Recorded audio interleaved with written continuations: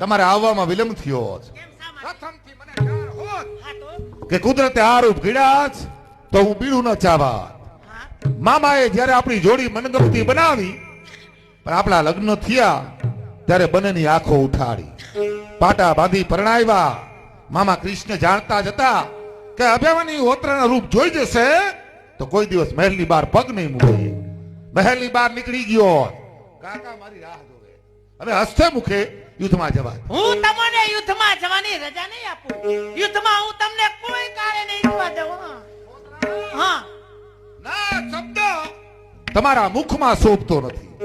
યુદ્ધે ચડેલો અભિમન્યુ હવે કદાપી રોકાવાનો નથી. હું તમને યુદ્ધમાં તો નહીં જવા દઉં.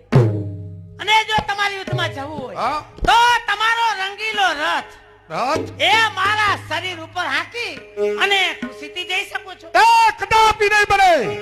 ભાઈ ગટરુગસ મારી રાહ જોવે છે કે મારો ભાઈ અભિમન્યુ હજી કેમ ન આવ્યો. જવા દે. અને મારીને રથડા એ હાકો રે. મારી સાદી નણંદ નાવી જવા દે.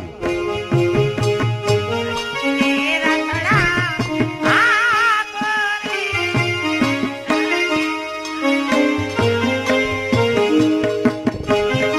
મારા રથને જવાનો માર્ગ દે બાળા વૈરાગની.